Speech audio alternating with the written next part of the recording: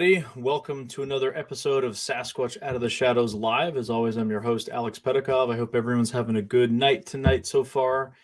Just running a little bit late here. We were actually just running around the woods outside with Eli and my brother. So we're just getting in.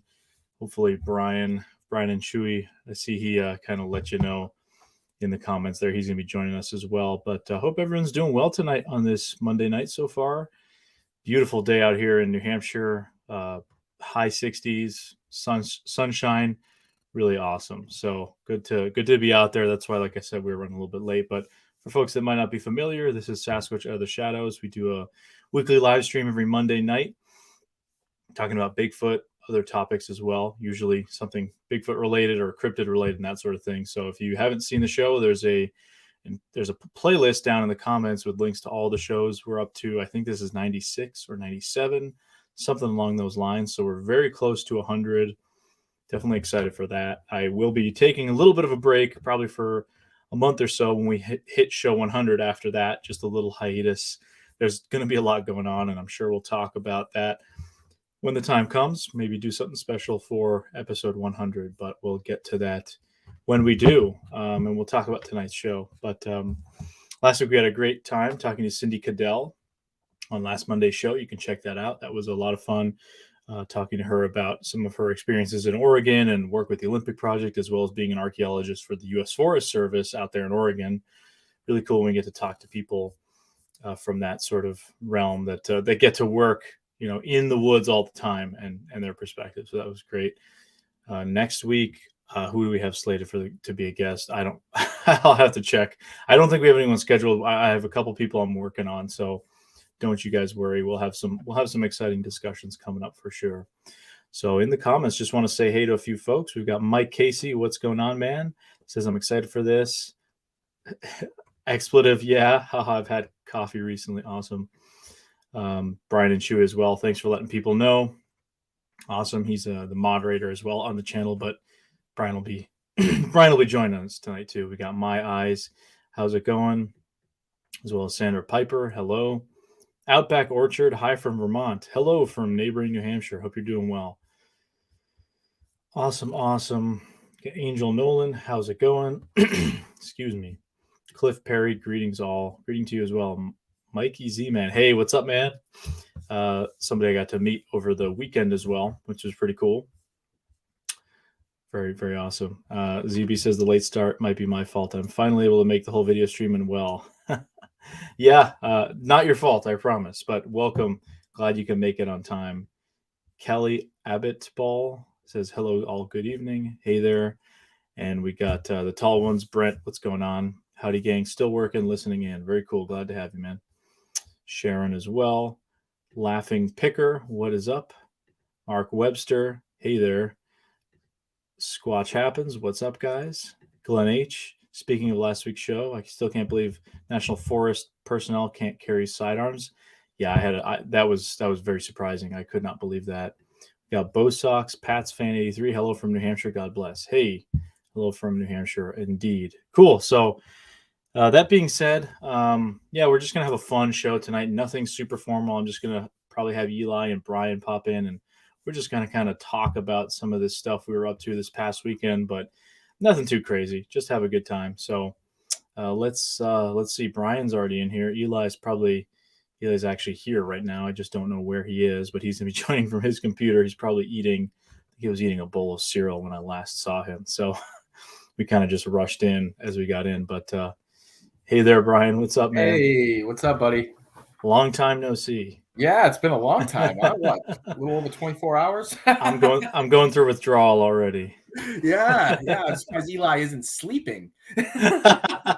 Oh, he was sleeping earlier. I'll tell you that. Wow. I wish I could sleep as good as he does in a tent, man. I'd go out so much more. Yeah, I can never sleep that good in the tent. And wow, Eli's a good. We'll have when he gets on. We'll talk to him about his. It was a fun weekend for sure. Oh yeah, absolutely. We were up in this area of Central New Hampshire. I got the word from Evan actually of New Hampshire Sasquatch. He said he might be joining in later. He's at work now. Oh, I sent him the link. I sent him the link too. Good. We had a good time. We've pretty much been busy the whole week, but Eli, myself, and Carrick St. Laurent, we were down in the Bridgewater Triangle, which is actually in kind of your neck of the woods there, Brian. Yeah. Freetown in that area. So we were talking about a lot of that fun stuff. But Carrick's feeling a little under the weather right now, so he can't be joining us for the show tonight. But we hope he's doing okay, and just get better, buddy. Because we all care about you for sure. It was a bit of a rough weekend with the weather, I think, and he's just not feeling so well. So he's just in recovery mode right now. So we'll keep him in our thoughts for sure. Absolutely. But aside from that, I mean, it was a pretty interesting time. We actually went up to the location where we had seen or found that footprint that you guys, that little trackway there. The trackway, whatever it ends up being. I mean, if we ever get to that answer, which we might not, but we spent about we were there Friday to Sunday, pretty much the whole weekend. Yeah, pretty much all weekend. Yeah, all day Friday. Yeah, and Saturday, of course, the weather didn't cooperate during the day. It was pouring. I mean, that was it was a we got up from sleeping and all that stuff. We slept in, a bunch of us, because we were out stomping around till 1:32 a.m. the night before. Yeah. We get back. And we're cooking breakfast. We're getting ready to cook our breakfast and stuff. And right as we're getting the pancakes in the cast iron, in the skillet, right as soon as that's going on, we got the eggs whisked and ready to go. Torrential downpour ruins the whole breakfast. Everyone kind of retreats to cars. Yeah. As soon as we started, we're hearing the thunder booms in the background, and you just see the gray skies coming, and you're like, oh no. And of course, as soon as we're about to eat, it just pours. It poured so bad that we had to go sit in our vehicles for 3 hours and wait it out. It was that brutal. It was bad, Well, here's Eli. Oh, hey. Oh! There he is. Done eating cereal. Hey, I just want to say whoever invented grapes was a genius. Good job, inventor of grapes. What's up, everybody? It's good to be here. Yeah, we're just talking about this past weekend. Good times, bad times, the good, the bad, the ugly, everything. Yeah, we had it all this weekend. Although the first night was interesting, but I'm sure you guys want to get into the Freetown and what you did at for sure. Yeah, no, we were just saying where we had gone, Eli, and obviously Carrick's not feeling too well, so just sending him our wishes and all that stuff. That's why he couldn't join us. But so we went out to Freetown. I was actually there. Man, this is the thing when you're traveling, right, and all this kind of stuff going on.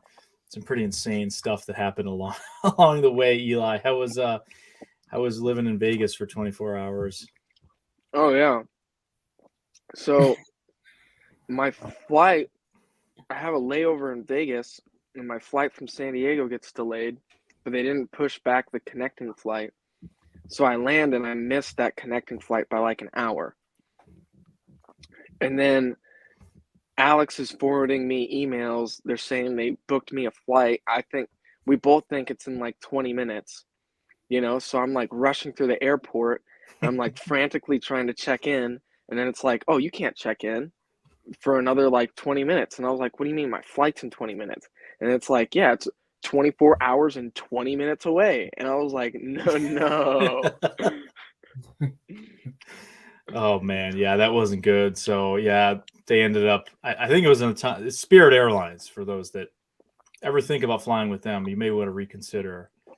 They did just get bought out by JetBlue. So that was it. JetBlue, I think it was JetBlue. Yeah, JetBlue. Yeah. It happened right around that time, so I think maybe that had something to do with it. But apparently, there were tons of people stranded. I mean, people were saying they weren't going to get out of Vegas for another week, and they weren't really offering to answer get hotels or anything like that, or. It was a total garbage of a mess. I mean, that's just something to be accustomed to nowadays with flying. But I was on the phone till almost 4 a.m. calling Spirit and Delta and American Airlines, trying to change stuff around. Eli was as well. And then I just hear Eli at one point just says, hey, man, I got to go take a 20-minute nap. Just I'll talk to you after that. This is like 3:30 in the morning. I'm exhausted. He's on Pacific Standard Time, so I'm over here on the East Coast time. Yeah, it was like I'm 1:30. exhausted. Yeah, Yeah. I'm exhausted, and Eli's like, I need to take a 20-minute nap. So he just says we say goodbye, and then I don't hear anything from him until 1 p.m. the next day.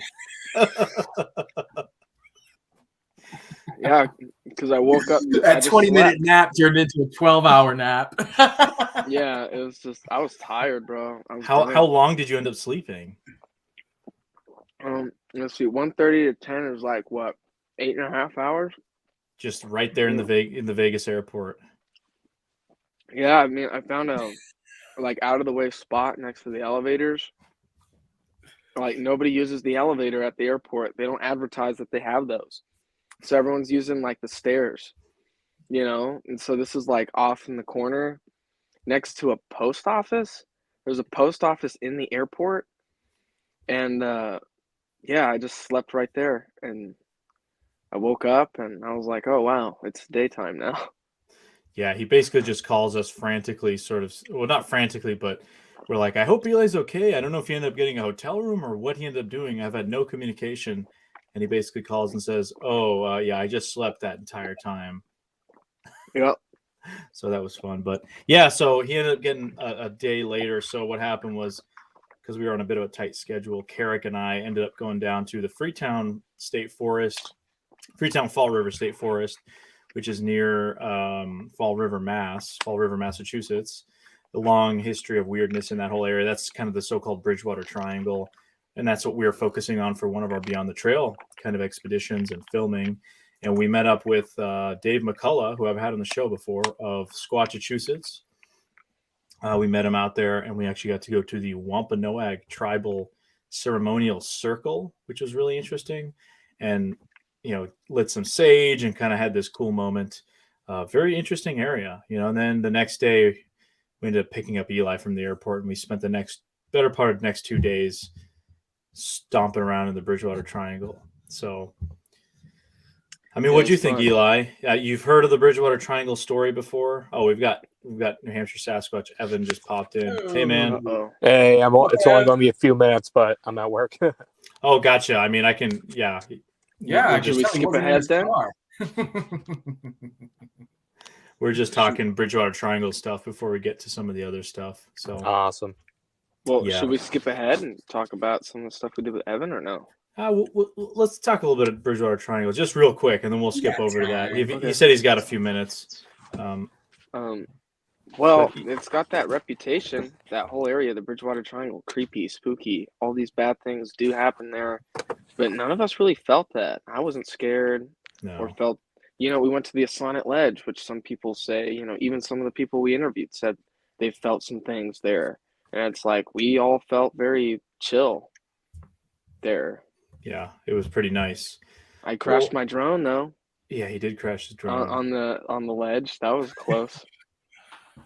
That was real close. So, I mean, it's interesting because we interviewed a retired Freetown police officer and detective, long time. I mean, basically most of his career was law enforcement. Alan Alves, and he was one of the ones that dealt with a lot of the stuff that happened in the Freetown Forest. We're talking murders.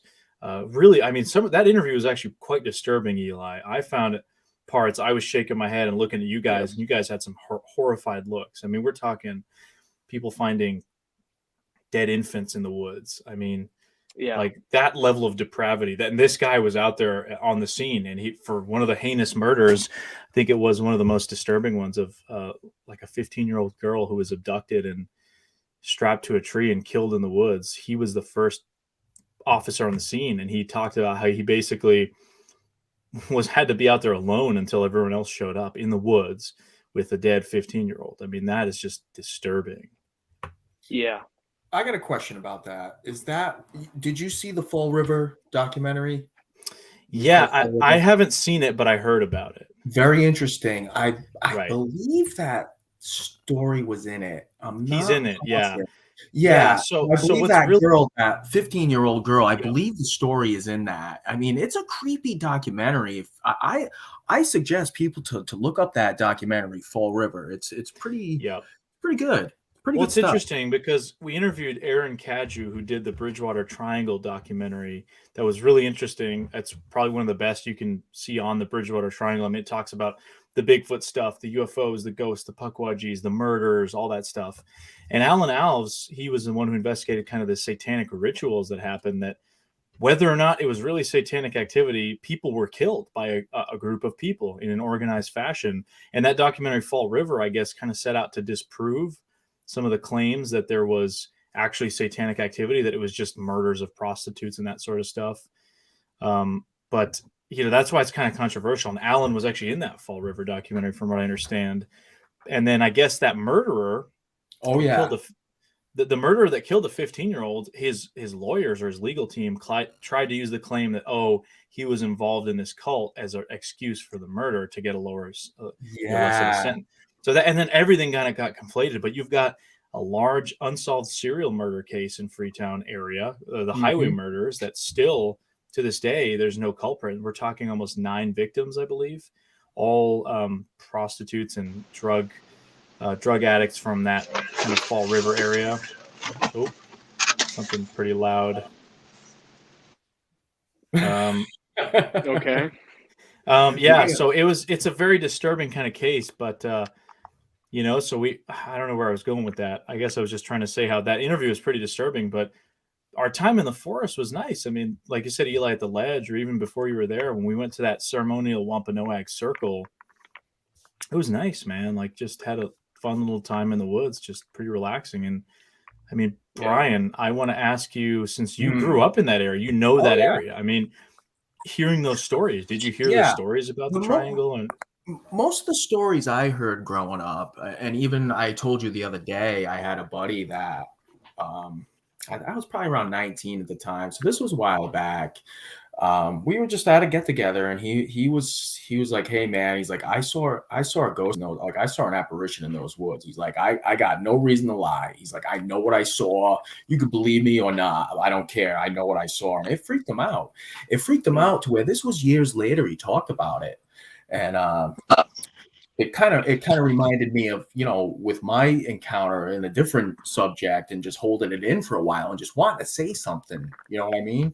So I got where he was coming from now. Yeah, I've heard a lot of more ghost and, like old Indian burial grounds and stuff like that.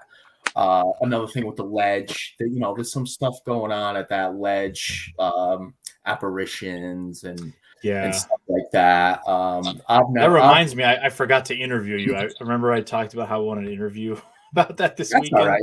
Totally we're doing it now. We're doing it now. Yeah. My brother's texting me now. He's in the comments, I believe. He says he's in the comments. Brian, do you remember Muff's story about Freetown Forest? Muff is it's a nickname for one of our old friends. He also said, sitting there with a couple of our friends, they saw a pack of black dogs run in front of them. That's interesting. Yeah, there's the black dog stories in that area too. I'll ask him about it, and if you talk about this again, I'll get that info from him. But that's a different story than what I've heard too. That's another person. So there are some strange things in those woods. And I just recently, I remember I texted you a while back, and I was like, "Hey man, I'm gonna go into the Freetown forest." And you told me about all the satanic. He's like, "Watch out, man, all that satanic stuff." And the only reason why I went back there is because a guy posted on All Trails that it was just the weirdest thing I've ever seen on All Trails. I use that. If anyone doesn't know what All Trails is, it's just a map you can use for hiking. It gives you all the trails, and the mileage and everything. So I'm looking at all the different trails in the Freetown State Forest, and I come by this comment. He's like, some guy just writes, "Oh, probably followed by a Bigfoot, but no big deal." And I saw that, and I was like, that is the most random thing I've ever seen. And it just interested me to where I'm like, wow, I'm going to go out there and check it out. You just walk around and just look at that area he was talking about. And it's a densely forested area. But I didn't get like any weird feeling, even with that on my mind. And I've hiked there a couple more times since then. And I want to go back there just to learn the trails and just some more of the old stories and folklore of the place. For sure. And it's just Yeah, I mean, it is, and I mean that's what, like I said, I mean we didn't really get as much of a weird vibe there. I mean, we no, spent. well, We you even guys went didn't out have, with a local researcher, and he kind of said, I hike here all the time. I've never seen anything weird or had anything weird happen, but it has that yeah, reputation. I mean, Eli, we went to that place. We went to Dighton Rock. We went to all Yeah. these weird things that were the Lizzie Borden house, the murder Yeah. house is the right Lizzie Borden House in almost Fall down the River is street. interesting. It's just And there's it's so nice for much. me. Yeah, because I'm only 15 minutes away from the Freetown Forest and Yeah. 10 minutes away from the Lizzie Borden House. They've done a lot of specials on the Lizzie Borden House. Yeah, they have. And so that's a lot of it is that ghost stuff and paranormal stuff. And I'm not necessarily into that. But the thing is, the Bridgewater Triangle has plenty of really interesting Bigfoot stories too, including the one where the cops claim to have the back of their car lifted and dropped in the late 70s or 80s, I believe. And we interviewed John Horgan and Paulino about that sighting in particular. But I mean, that's why I was just curious, Eli, about your perspective, in terms of you hear those of us that are into cryptids or the paranormal, you hear a lot about the Bridgewater Triangle a lot. I mean, it was coined by Lauren Coleman, cryptozoologist. It's just a long history of lore there. That's why I was just curious because that was kind of your first time in that area. Yeah, I mean, maybe because I wasn't out there at night, maybe that has a lot to do with it. Because I feel like we've been in creepier places. Yeah. But that are just like out in the middle of nowhere that don't even have a reputation for it. The one spot in Oregon after visiting Crater Lake, and we were off that logging road, and it was just like the creepiest thing in the world. Yeah, I don't know, with the smoke and the weirdness. Yeah, but yeah, it's just such a. I'm really excited. I'm excited for this film. Sorry, you're lagging there a little bit, Brian. Edge of the Bridgewater Triangle. It's not like the Hockomock Swamp that you went into. That I'm sure you really loved going through that. That was tough. That was tough. Yeah. I'm excited. I'm excited to edit a film about this because a lot of it is there are the Bigfoot stories. And I personally think less so now because that area has been more built up. Maybe 30, 40 years ago. Yeah, you could have some maybe traveling in the area. But I mean, people claim there's still sightings. Even Dave McCullough texted me today. He's like, there was actually somebody who saw Bigfoot off of the Sonnet Ledge a few years ago. And he said that he visited the location 5 years ago. And it happened. And so there are the stories, but you can't talk about that area without mentioning. I mean, and this is kind of the theme that I'm going to stick with, I think, is that you have these stories of monsters, of puckwudgies and Bigfoots and all these cryptids and creepy things in the woods. But then you have these real life murders. I mean, you're talking murders of children and people and rituals. Those are the real monsters, not the Bigfoot, not this other stuff. That's the true, really disturbing part of that whole Bridgewater Triangle kind of case. So, as Bo Sox Pats fan says, there are way too many sickos in this world. I mean, that's just the kind of the takeaway you get from that Bridgewater area. Donald Fuller asks, what's squatchier, Texas Falls or the Bridgewater Triangle? Texas Falls, Vermont. Probably Texas Falls. I mean, if you're using the word squatchy as an area that's got more habitat or suitable forest and mountains, definitely the Green Mountains of Vermont. Because, like I said, that area, there are spots, the Freetown Forest and Hockomock Swamp that have a lot of woods, but I just don't see how they could support something that's flesh and blood and as large as a Sasquatch moving through that area or living permanently in an area like that with so many people in there all the time and population center. That's just the way I've been in touch. Someone got in touch with me that saw one of I think it was either the show I was on with you way back when I was talking about my encounters. He reached out to me and he's from the Newport area and he went into Freetown. He's a former Army guy, so he carried, and he was out walking with his girlfriend in the Freetown Forest. Now, this was only 2 years ago, not even. He was on he was on Bigfoot Odyssey too, not too long ago, talking about it, and he was just walking on a trail with his girlfriend, and it's a place they've never been, so they didn't know the trails very well, and he told me that. He had that feeling of being watched. They were hearing noises noises in the forest. So he started to his senses started to go off, and army guys and stuff, you're aware of your surroundings. And it's a really great story he tells on Bigfoot Odyssey, that they were being paralleled by something, and he could see the silhouette. He could tell something, and he said it was fast. It was fast when it moved. He was so freaked out. Like he said, he grabbed this girl by the back of the neck, and he was just pushing her, and they were just going, and they ended up cutting through yards. They didn't even know where they were. They just wanted to get onto the main road. He was that freaked out.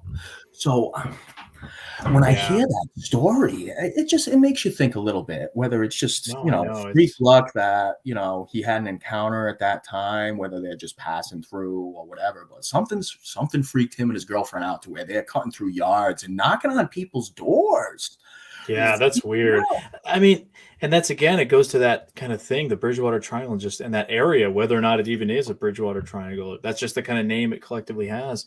There is such a creepy history there, between the ghost stories and all the other stories, that I'm really excited to kind of show people that. And I think it's going to be a lot. It's going to be driven a lot by the interviews we did and people like Alan Alice, because it's just, even if all the Bigfoot stuff and all the UFOs and ghosts is not real, it's all just people imagining stuff, right? Which, I mean, that's something. Let's, playing devil's advocate, let's say that's true. That area still has a very dark history from the native time with the Native Americans and the colonists and the brutal war they fought, to the horrific murders that have taken place there and all the weird activity. I mean, you can't talk about, Bigfoot without mentioning these other topics. That's what I just found really interesting. So, I don't know.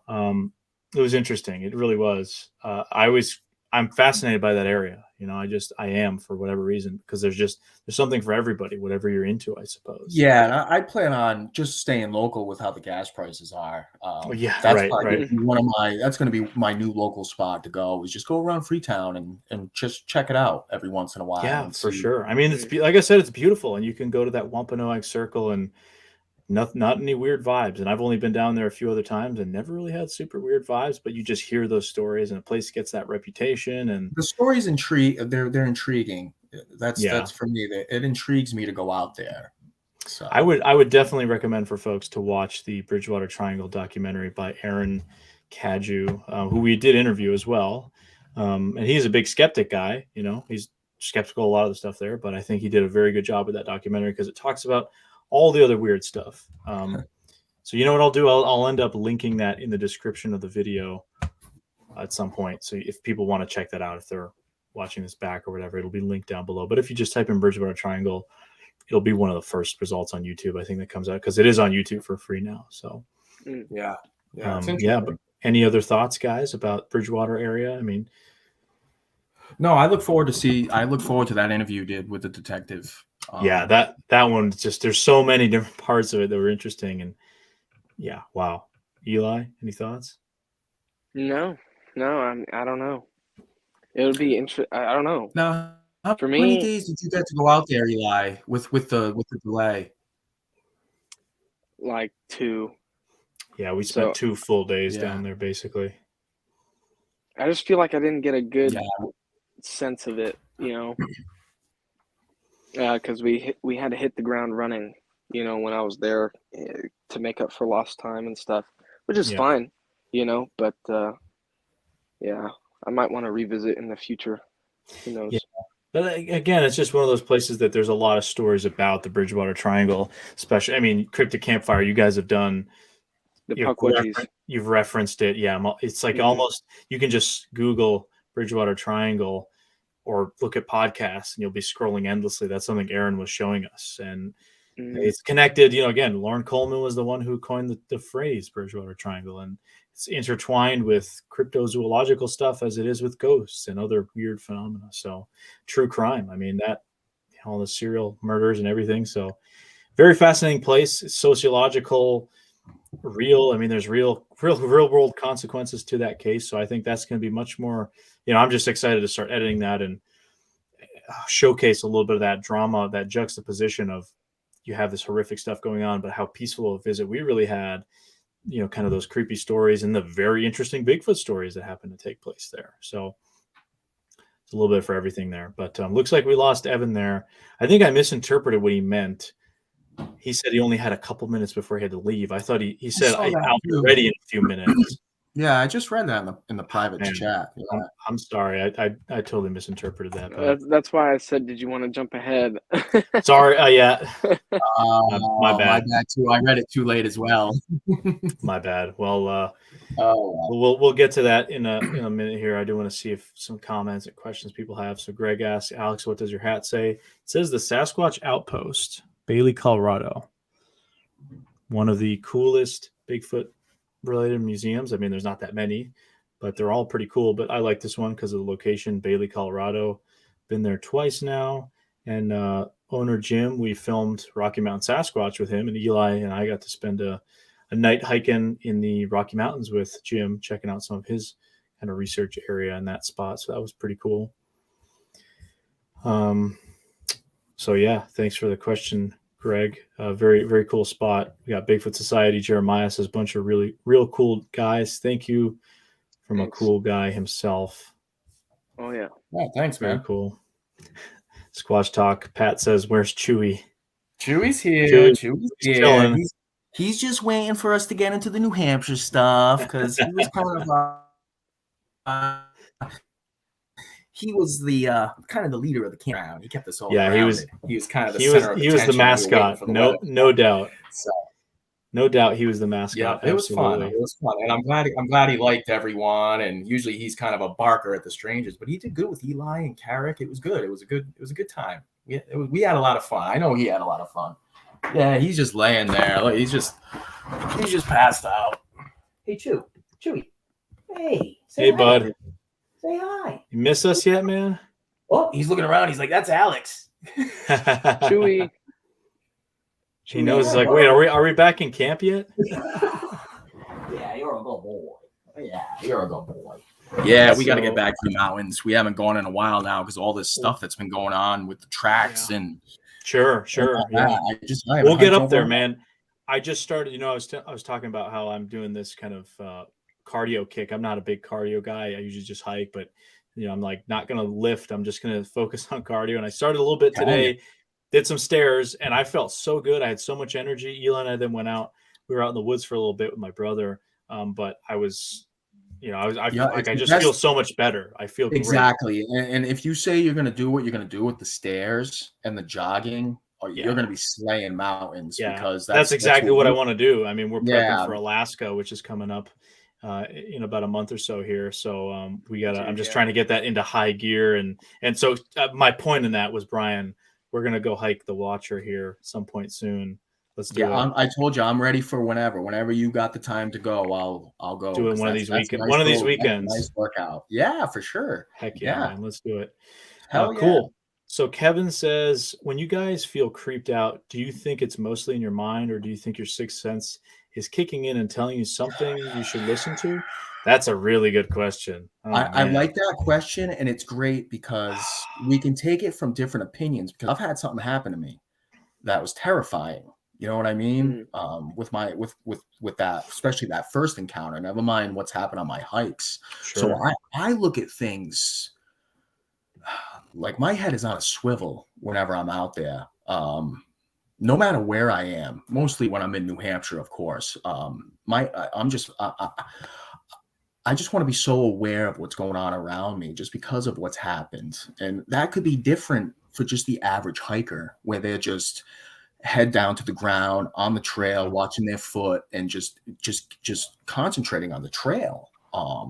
That's why I just think when a lot of weird things happen to other people that haven't had something happen to them, you just look at it different. It's just, in my opinion, my head is always on a swivel just because of that. It's constantly on my mind up there, constantly.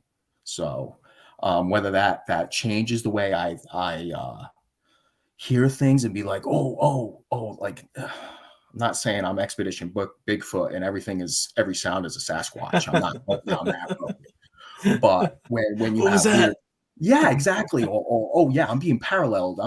yeah, There's nothing else that sound could be but a Bigfoot. Exactly. And it's great because just trying to debunk like what you heard, whether it's a woodpecker or just anything. But yeah, I totally look at the woods differently than I would have if I never had that encounter. So it's got to be different for everyone. So, Yeah, it's yeah.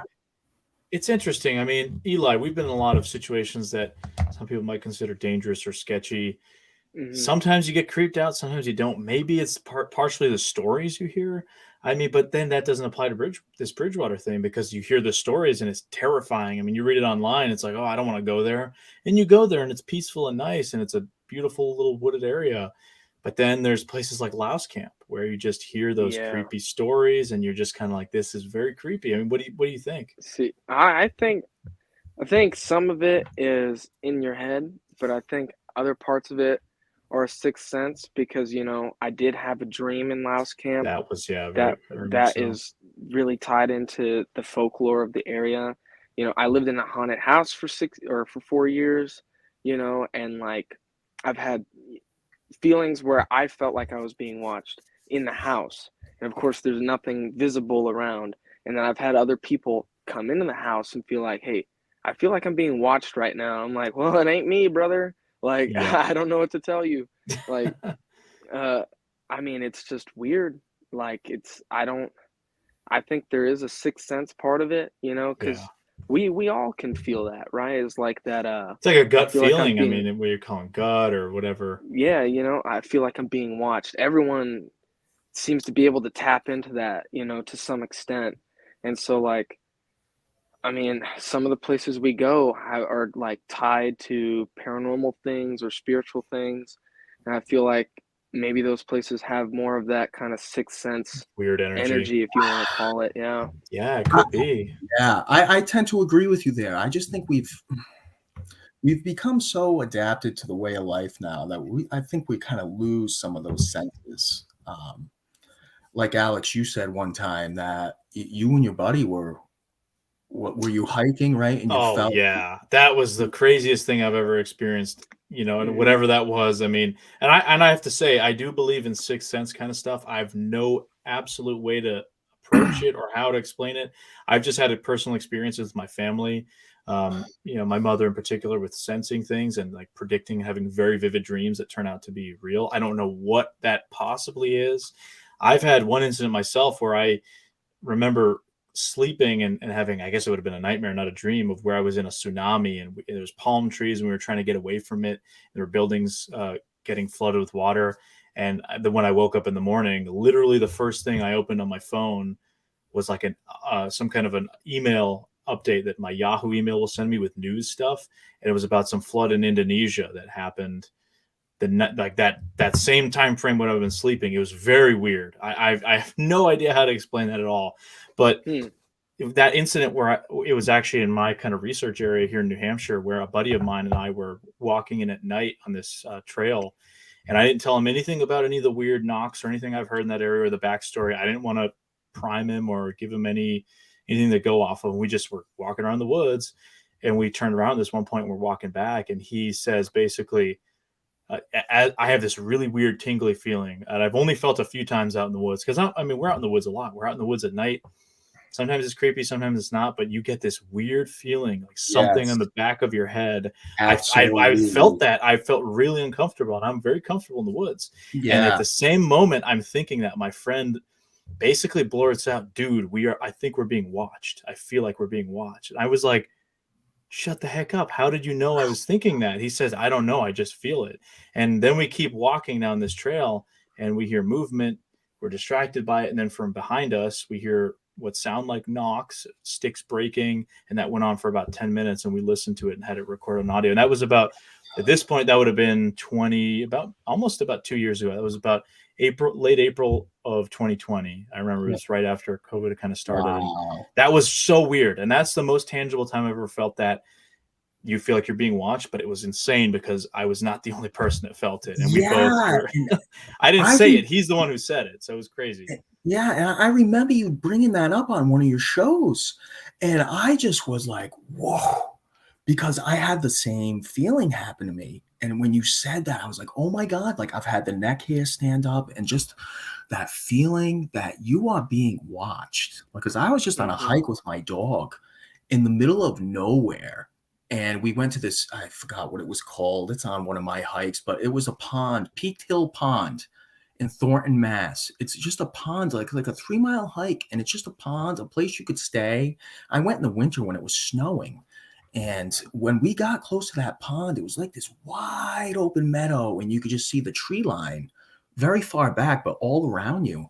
And I just had that eerie feeling of like, wow, like someone's watching me, to where I was like, wow, I'm like, I want to keep the dog close to me because something doesn't feel right. And then when you said that you Yeah. had that same thing happen with your friend, I'm like, wow. I'm like, that is definitely like a sixth sense. It's almost like Something a, weird. oh, I guarantee you that's what prey feels like. Yeah, or like if you ever encounter a tiger or something like that, I and felt at that moment, I felt like I was prey. No matter what was looking at me, I felt the eyes on me. And I remember talking to you about it once, yeah, and trying, and I'm like, it's like someone's looking at you like in the classroom. Like you could feel someone looking at you, turn around and you catch the person looking at yeah, you. yeah, That's the feeling that I got that day out in the woods. And it really kind of just, it was an uneasy feeling to where I'm like, wow, I'm like, I'm gonna take my shots of this Peak Hill Pond and I'm getting out of here. Like it just, right. I felt very uneasy.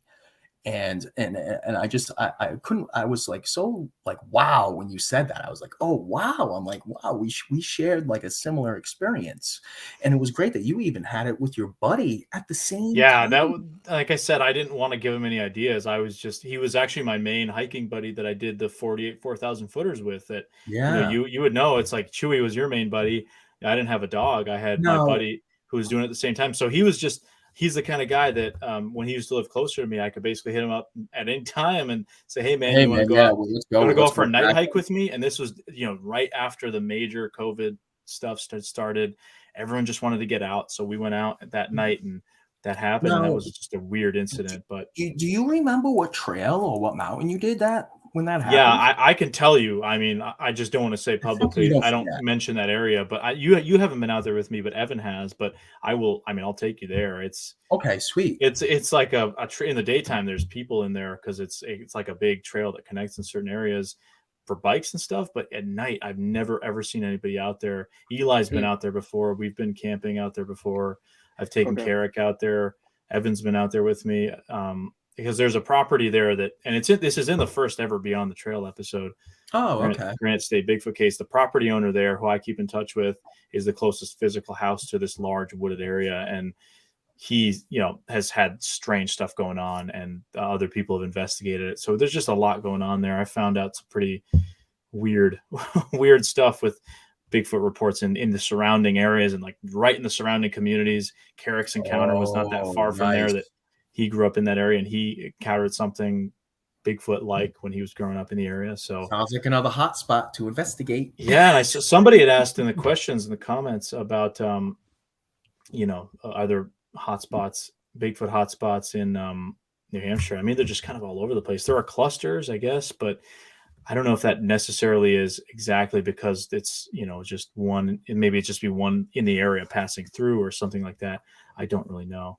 Wow, It's there's a lot hard. of good questions that came There up. is. There's a lot of good questions, and I want to see folks. And that was an awesome question, though, Kevin. I appreciate that about the Mm. sixth sense thing because I think it's a mixture of things. I think sometimes we prime ourselves that we're in such a creepy, spooky area, and that Yeah. But that aside, there's times where absolutely it's a tangible feeling. I mean, it's Yeah. just a heavy, heavy kind of energy or whatever's going on there. Yeah, I have because no idea yeah, what that is or what that means. because Chuck Gonzalez says, "Do you feel being scared heightens your sixth sense?" I wasn't scared at the time. I was day hiking in light snow. It had just snowed. I didn't feel scared until I felt that I was being watched, and it just came out of nowhere. It was just a very uneasy feeling came over me, and to where I panned around. I remember I even panned around with my GoPro. I probably have the footage of that Yeah. hike. It was my Mount Willard hike, and then I went to Peaked Hill Pond after Mount Willard because it's a Mount Willard, beautiful area, amazing. Yeah, Mount Willard's like a 2-mile hike, and I'm like, I got to do something else. And I decided It's such a great view. Yeah, it's like one of the best bang for your buck views. Oh, yeah. for sure, man. Almost as good as the Watchman. Yeah, I was gonna say they're similar, but the Watcher is a little bit more low key. It's just you got to know. But I got to read this comment from Patty. Says, "When I'm in the woods, I care not at all for Sasquatch. I carry the trail cam necklace as a talisman." And then Jimmy Barr says, "Squatch talk, Flava Flav." That's like the Squatch version of Flava Flav with the trail cam. That's pretty good. Get that drone up in the air, Pat. Let's go. Right. I want to see that footage. Got Jeff from Pine Island. He says, after my encounter, my focus in the outdoors still remained on hunting, fishing, hiking, kayaking, and all the things that lure me out there. But your peripheral focus is on alert forever. Yeah, I know. I mean, that's good. A lot of people that have had maybe a traumatic encounter don't. I mean, I've heard the story. I'm sure we've heard the story. Hunters that don't ever want to go back in or whatever. Yeah, Jeff's encounter is pretty traumatic as a young kid, and the way and just the details in his story. I love listening to his story. He tells it so well, and he makes a lot of good points. I like Jeff's channel, the Pine Island Research. He's doing a lot of good things. Yeah, for sure. This is from actually your brother, I suppose, Ronnie, right? He says, when you and Eli were in Florida, you had a bag of oranges and a dude asked you guys what you were doing. And you said, looking for Bigfoot. And he paused and mumbled, Bigfoot. So that was it. That was in the Ocala. We just put out the Ocala video recently. That's a very goofy one. If you guys want to go check that out over on the Small Town Monsters channel, you can't take yourselves crazy seriously out there. I need to watch it because I think Eli probably hasn't. I don't remember that. It was where the place where you got the ring stuck on your finger. He got a ring stuck on his finger, couldn't get it off, bought it, and then was able to finally get it off. Basically said, I'm stuck with this thing. And some guy walked up and asked us what we were doing, and I told him we're looking for Bigfoot. He's like, what the heck? And then he's like, do Bigfoot eat oranges? And I said, well, I don't know. And he basically said, well, I think they eat roses. I was like, what? Rose petals. He said, yeah, that was in Harry and the Hendersons. I was like, oh my gosh, I didn't. Very obscure reference, I guess. I don't remember that. I of course, I thought back and I did, but I do just got to say, Ryan Smith, he's in the comments as well. He says, Brian, let me know you're back in the area. Absolutely, Ryan. I love that. We got to meet Ryan this weekend too in New Hampshire. Dude, awesome. Thanks so much for joining us. Really fun. Yeah. Showing us the area. There. Yeah. So that's probably a good segue into that. We were talking about the Bridgewater area for a while there, but we were in the area of New Hampshire. We found that you guys found that track, and then I got to cast with you guys, and that's where we spent our time. And we got to be joined by Ryan as well as Mikey Z-Man, who's in the comments. It was great to get a couple of the locals there. Definitely tell us about the area, and then Mike. I liked Mike telling it. The detail in his encounter was great, and I'm glad people are going to get to hear that in your documentary. Really nice guy. And then Mike the second night, really, really nice guy. It was a really fun time meeting those guys. I'm glad they got to come. I'm glad that Ryan got to meet us at the Trackway on the second night. Yeah. And the impression's still there. Still there, guys. Yeah. The impression there after downpours, and it was just cool. And we are still, after a downpour, we are still trying to stomp in the ground to see if we can get it that deep, and we couldn't get it that deep after a downpour of rain. And I think really, part of it was interesting time. We kind of figured out that it was what probably happened was that sand that track was in was because of the snow plows, and that they go in that area. I mean, those trees are dinged up because the plows just hit them, and then that sand gets pushed to the side, and that was perfectly conducive for getting some kind of a print with details. And again, I'm not claiming it's Bigfoot. It's just really interesting, this trackway. And then we spent basically the whole weekend, 3 days, Friday, Saturday, and Sunday, going around in that area. And there's a power line that goes through that. Basically on either side of that, there are sightings. I have sightings from west of there. Evan has sightings east of there. And there's sightings in the town. There's other encounters. So it was really cool to get to spend some time. And then that'll all also be in an episode. I mean, we're just we're documenting it, the entire track find as well. But I'm curious because I was like asking Eli because he's obviously kind of the outsider when it came to that case, and he gets brought into the case. I appreciate his perspective. What did you think of that? I mean, you've been to New Hampshire before, but what did you think of that whole area and basically what the track and that kind of stuff? Well, the area is pretty tough to get through.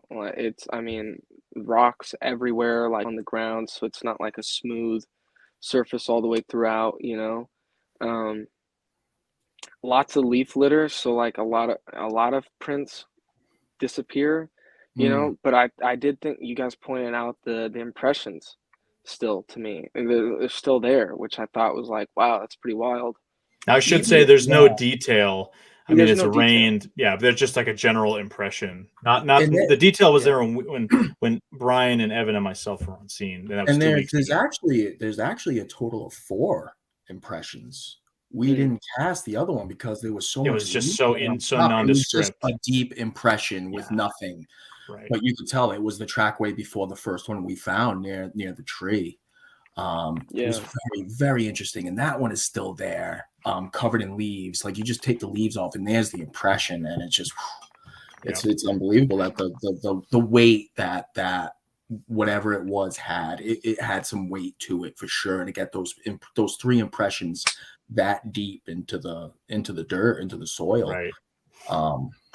Just it's exciting. It's very exciting because in that 3-mile radius, there's been 6 sightings. It's a hot spot of encounters, and you look at all the clusters and Evan has his new map that he's made with all the encounters in the cluster areas, and he's not even done yet. He's not even 50% done, and I can't wait to see what those clusters look like when he's done.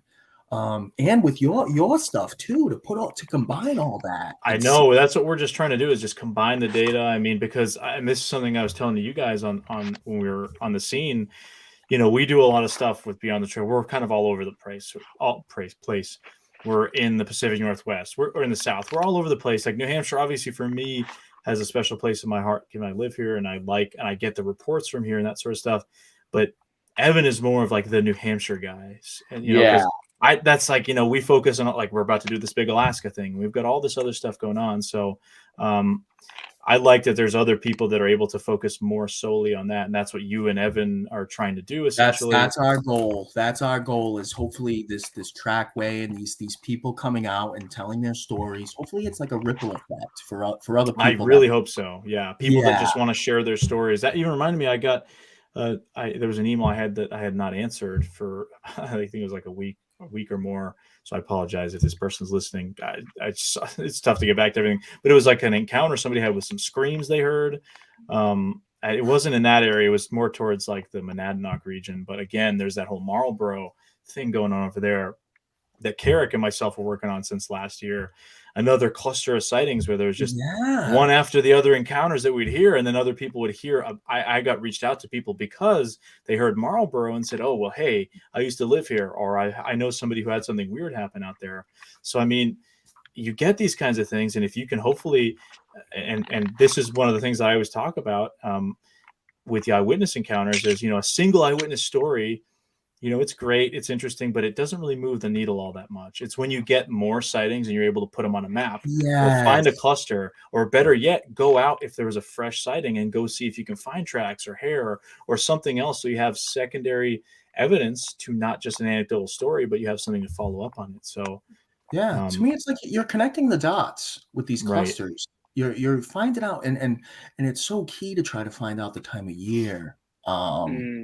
The weather, what it was like, try to get those details from those encounters is huge, because it kind of gives you a timetable, of what time of year that they're on the move. Absolutely. Which we think now they're on the move once the melt is going and the game is moving. That it makes interesting sense. I mean, even with like Evan's encounter, you have that happening, and then a few months later, there was the kind of the weird thing that Mike had happened, right? I mean, it involved police officers that were all super weirded out by something walking around in the ice in the swamp and not running away, but slowly moving around.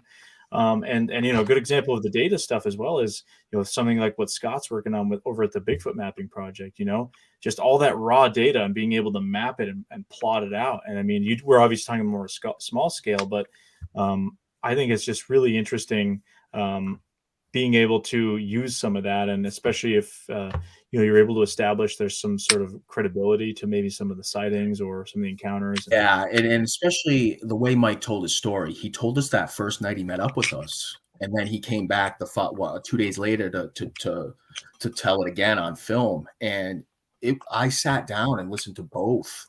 Yeah, and it was the exact same. Like, there was no discrepancies. The guy's not, it was word for word. The same perfect detail of that night, and him being like, dealing in law enforcement, just that attention to detail he had. Absolutely. And he never really claimed it was anything Bigfoot related. It was just a weird story.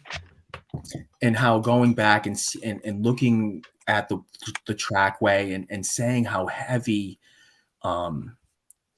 that it had to have been to crack that ice, because he said he was a big guy at the time and he couldn't do with that whatever did it. Like he said, I think he said he was full, like he was up there in weight at the time, and he couldn't crack the ice like whatever did those steps in the ice the way it broke. So that was interesting. That was very interesting.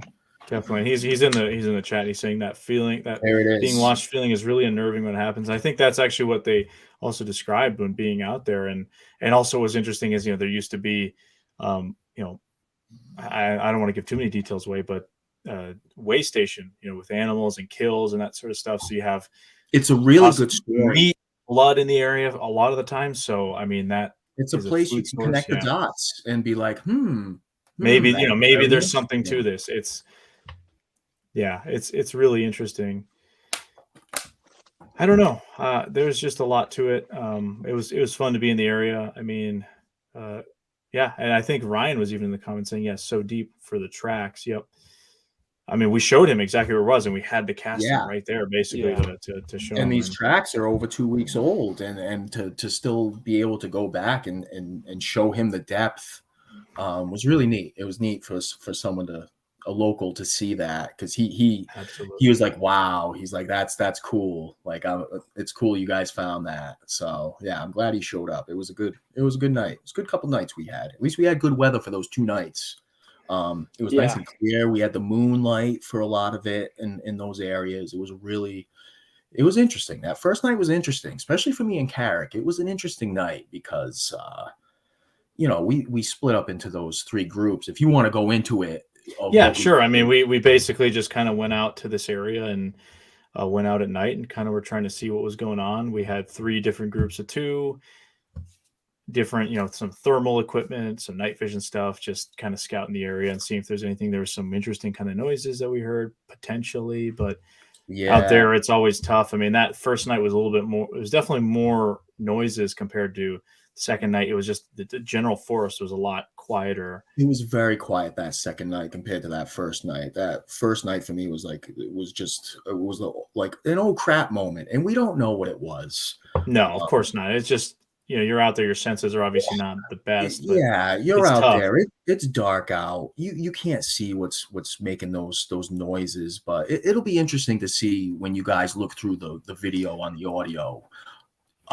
Just how loud we heard that noise repetitively, sporadically, whether we were leaving that area and going back or making noise and going down toward the pond. It was very scary. And that's why I like we said, we hope Carrick is feeling better. I wish he was there to help me describe what happened. Yeah. I grabbed his shoulder and I probably swore.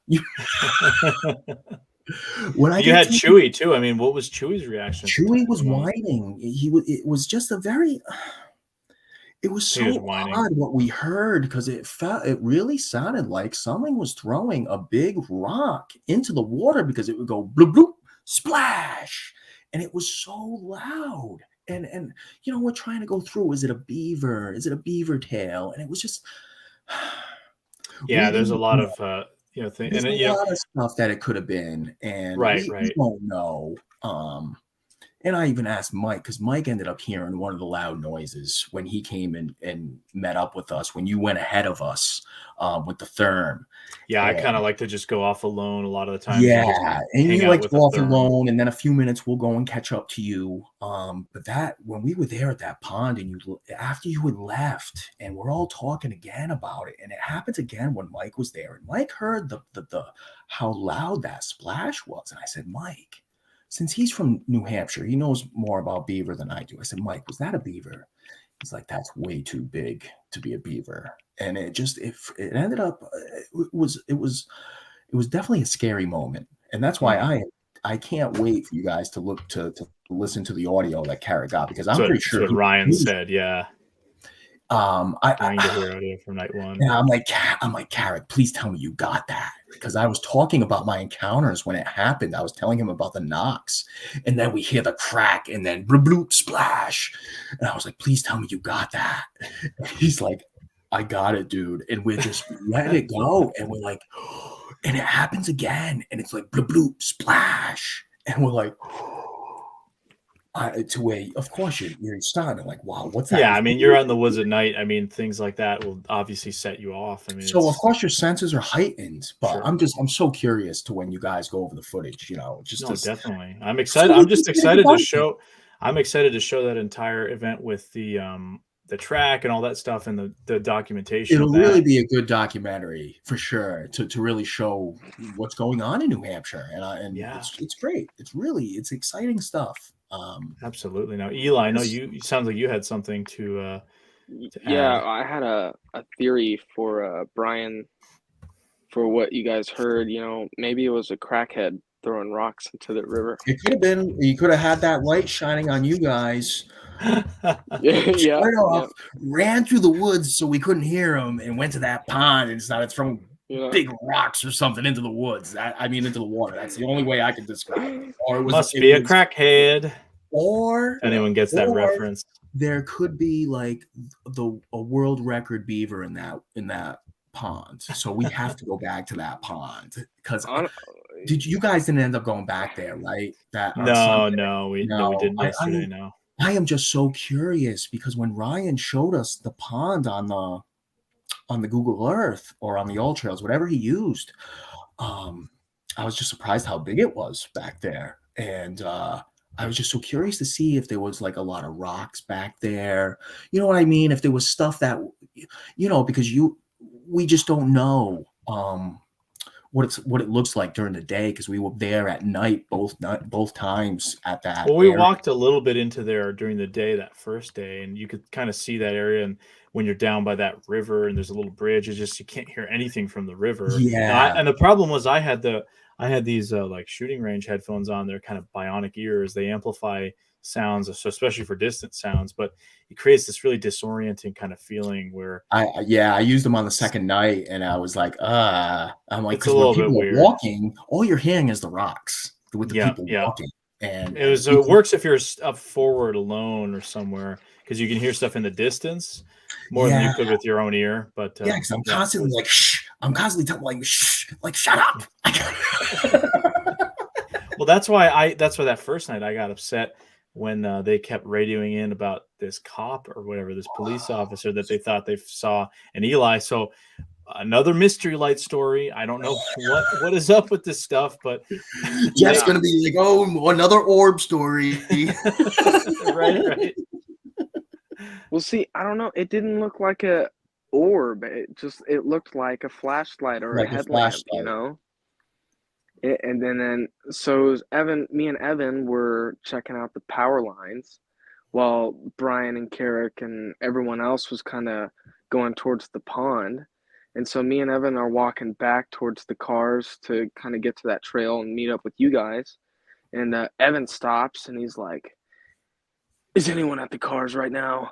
And I was like, "I don't see anything." I was like, "What's going on?" And so I move over to the other side of Evan and I see a light, like at the start of the trail.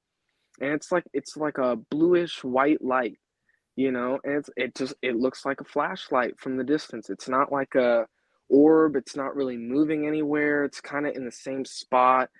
What it really looked like was a cop or something with their flashlight pointed down, looking at something, maybe talking to another officer saying, what are we going to do about these cars? That's what it looked like. It wasn't really moving a whole lot. And then it just kind of like disappeared. And like, to me, it looked like it turned off. Evan says it disappeared. I mean, really, what's the difference? But Evan called out. He was like, hello, and if it was an officer, they would have said, this is an probably officer. would have said, hey, stop what you're doing, Yeah, but there was no response. So we're thinking, okay, someone's like using a flashlight and checking out the cars. We get back to the cars. All the cars are fine. There's no sign of anyone being there, and just I have no words. I don't know. Yeah, and granted, it's 1:30, 2 o'clock in the morning. Yeah. And so we're all half expecting, oh gosh, here we go. Somebody's out here. I'm thinking, yeah, oh no, cop or somebody. So we didn't get the full story until we got up back to the cars and you guys explained it to me, and it was just kind of unusual. I mean, not impossible for somebody to have, I guess, gone back up onto a property there, but I just would have I personally found it really hard to believe that somebody would, because if they had walked off of the trail and back out, you guys would have seen them. I mean, you were by the power lines. Yeah, they would have been seen. You would have seen a car or something. They wouldn't just disappear into thin air. If they had walked through the woods, I don't see how you wouldn't have heard them or seen them using a light. Because if you tried to, I mean, Brian, we tried to go in at one point. I mean, sometimes I'll just walk in with my therm on with no other light and just like try to see where I'm going, and you just end up eating. You almost end up tripping. And I tried to follow you in with the dog. I had to stop. It's not fun. Thick. It was not fun, and we had to turn our lights on just to see. Or you're going for a spill because it was that thick in near that pond. And I give you props for going through there, man. I was like, Alex is gone. He went. and then you like have to turn your light on because at one point, am I standing in water? What's going on here? You just can't tell what's going on. So that was just a really weird incident. I have no absolute way to chalk it up to what. I have no clue. It was just unusual that we're not claiming it's orbs or Bigfoot or anything like that. It was just, I never saw it. They saw it. It was weird. Yeah, it was definitely weird. And we tried to debunk it. We tried to recreate it and all that sort of stuff. We couldn't recreate to how they said it. It did it. It was in. Yeah. Well, you know what? If we really should have had like a flashlight, because we were recreating it with a headlamp. Because I thought it looked more like a headlamp, but the headlamps were too bright, and so we really should have went with like a flashlight and tested that. Even then, that doesn't explain where they went. Like where'd they go, bro? I mean, it'd be just like headlamp, and stuff like cops would use like mag lights, other type of lights. Yeah. They would be as bright as an average headlamp, if not brighter. So that's also kind of unusual. I don't know. Yeah. It was just weird. I mean, we're going to obviously talk about it and include it because it's part of what happened. I mean, and there's really no way to draw conclusions. Really, I like Pat's question. I've been looking at Pat's question. I'll take that in a moment here. I just wanted to see. Jeff says, for some reason, I just feel like an orb would be something that has front to back, up and down, left to right, three-dimensional movement. A light moving around in the distance could be a lot of things. Absolutely. I mean, and this thing, from what I understand, wasn't really moving. It was just kind of stationary. Yeah, it didn't because I've seen lights move like left and right and up and down. It wasn't doing any of that. It was just kind of like jiggling in the same area. I mean, did you guys look at it through the night vision or anything like that, or through the camera, or you just kind of were just weirded out? Yeah, how fast? How many seconds? How long did that last? It must have just been a few seconds. Like how long did that? It was a good 30 seconds. Wow. But I guess it didn't occur to me. I was filming and I couldn't see it on the camera, and I didn't even think to turn on my night vision and try to look over there. So I was just filming with my infrared, And I could tell from the way that they were talking on the radio. I mean, we were getting annoyed. Brian, you remember?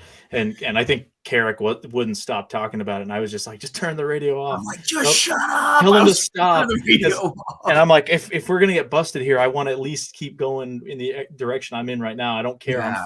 I'm far enough away from you guys up at that top of the area. I could be in there for however long I need to be.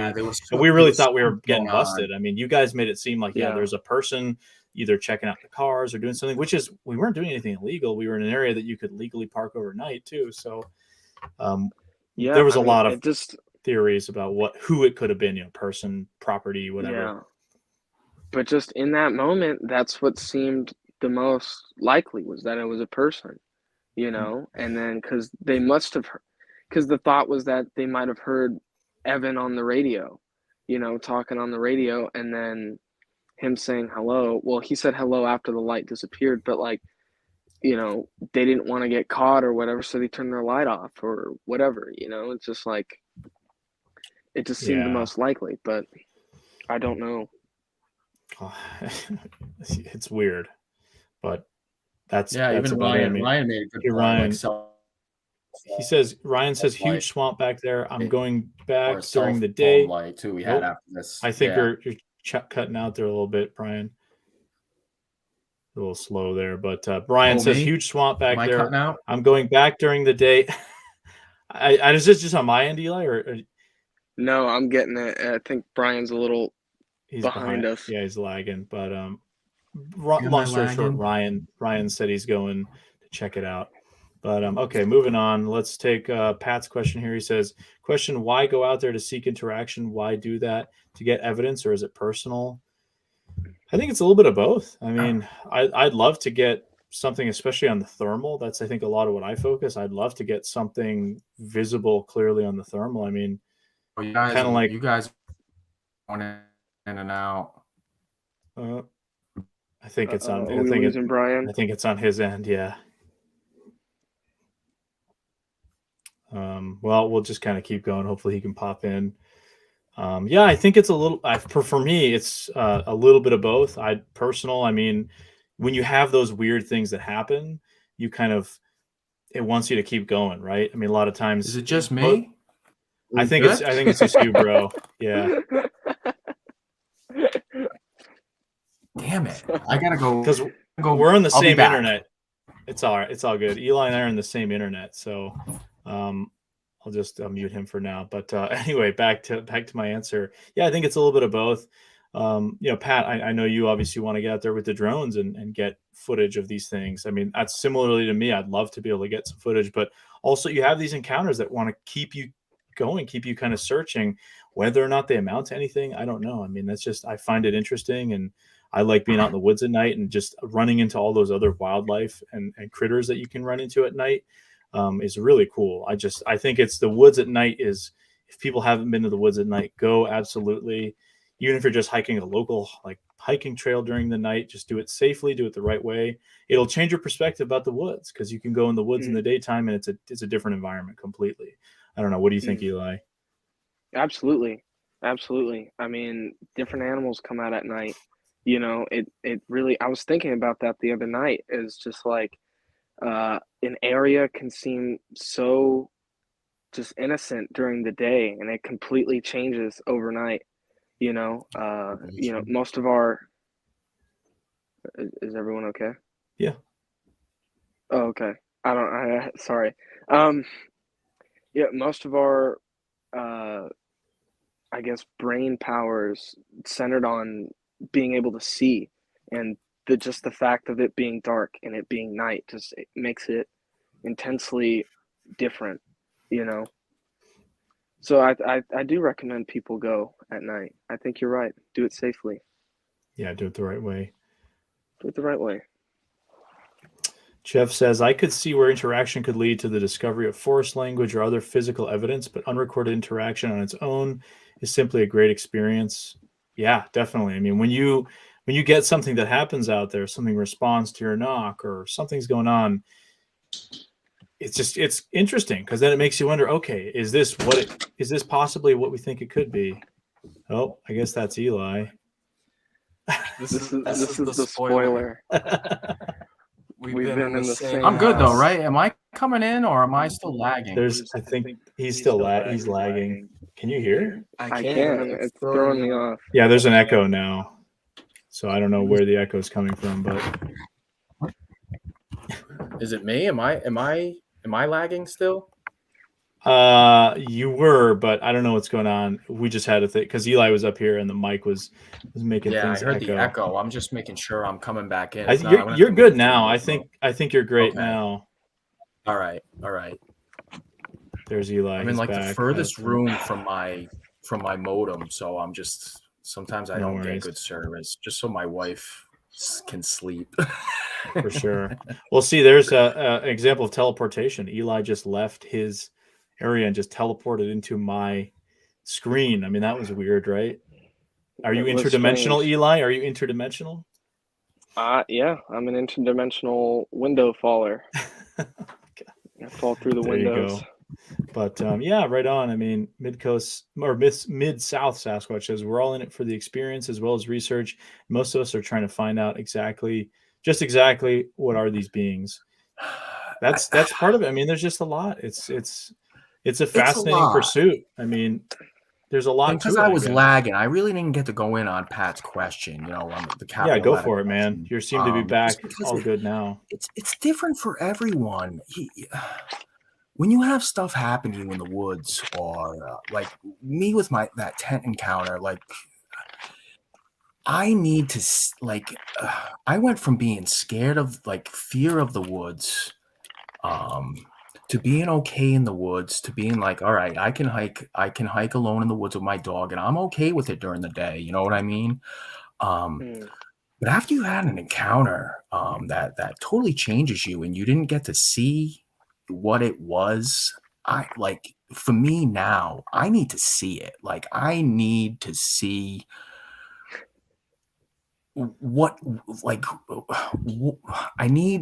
I just need that validation because of that stuff that happened in my tent, the knocks I've heard out on my hikes, those footsteps I heard to the dog, with the dog. Right. I need to see it. It's just that's what it is for me. I just need that, whether it's going to hurt the way I feel about hiking, if it's going to affect it or not. I need that. I just need that. I need to see it with my eyes. I just need to see it with my own eyes. If I don't get it on film or anything like that, that's fine by me. That is fine by me. I just need that validation for myself. So that's all I want to say about that question, because it's different for everyone. Definitely. I just recently got into this whole research thing with you guys and with Evan. So that's where this journey has taken me from 2003 to now. It's evolved into where I want to do some research on these areas, and I want to go hike them, and I just want to see it. I want to see it. So yeah, that's all I wanted to say about that. It's just something I need, and if it doesn't happen, that's okay. But I'm gonna definitely make the effort to get out there as much as I can, and just document what happens to me. So that's it, and I'm glad I got to go on. I'm glad I got to go with you guys, and I look forward to the future when you guys do other things up in the Northeast. It's really good stuff. So I appreciate that too, you two guys. It was a fun weekend, and it was. I can't wait to go out there again and do it again. It was for sure, yeah. Just a fun time. I mean, that's part of it too, is having fun with people, in the woods, like friends and that sort of thing.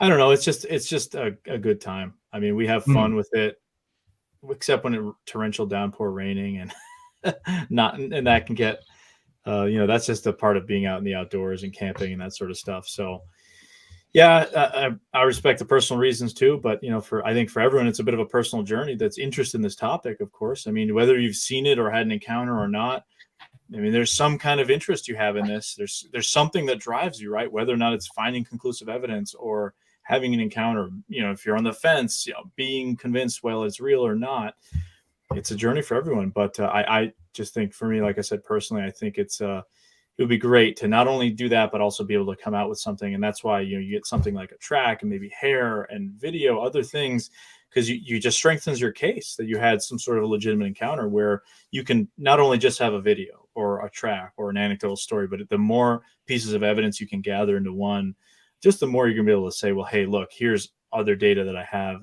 aside from just this one or whatever.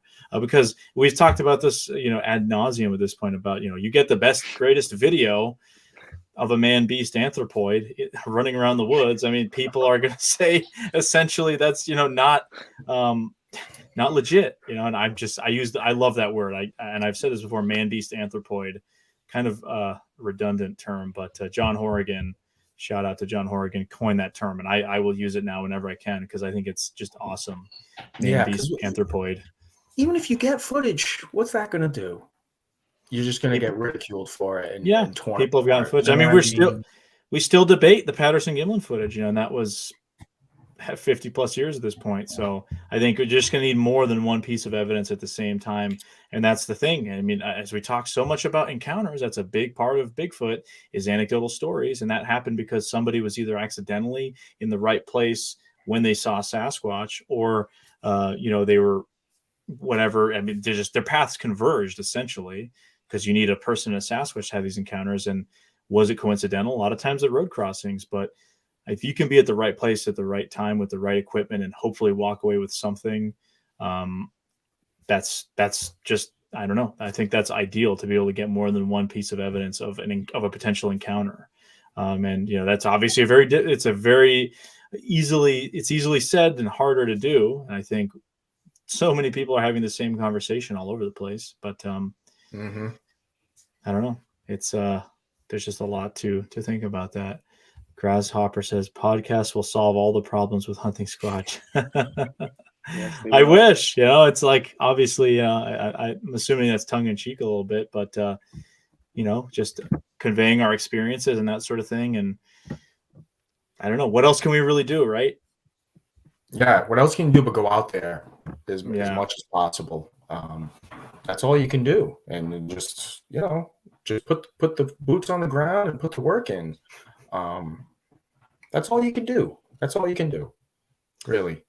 This is a good comment from Jeff. It's a funny time we live in. People deny PG footage and others feel a tree feller buncher is a Sasquatch. Yeah, well, when there's a lot of people blowing smoke up your ass, what is definitely a Sasquatch, and the claims, and whether it's stuff like that, or certain shows like Expedition Bigfoot and others that are just and with the technology now, it's only going to get worse with all the hoaxers and stuff. So that's what makes this subject so difficult to take seriously for some people. I know, because you get all those hoaxers and they hear about all the hoaxing, and they don't get to hear about stuff like this, about a potential trackway and all this stuff. So it's a tough subject to talk to with the normal person that's not interested in it, because they just don't. Not to say that they're not open-minded, but on something like this, people are very close-minded about the subject. There's too much BS. Ryan Smith says, keep an eye out for my new podcast, Man Beast Anthropoid. So here's this is a good example of this. So your brother here is asking, question for the panel, what do you guys think of Thinker Thunker? His debunking skills seem legit. He's a very open-minded dude. So this is just what Jeff was referring to, this feller buncher. I personally don't think he's legit. I think he's more in it for the clicks, and the revenue and all that sort of stuff. And I think this happens to a lot of people that start to get popular. They start to get in it, like maybe at first they were being kind of truthful about what they were doing, but as they get more popular and they want the clicks, they want the views, I mean, that's the thing though. What you get someone like Thinker Thunker, is it?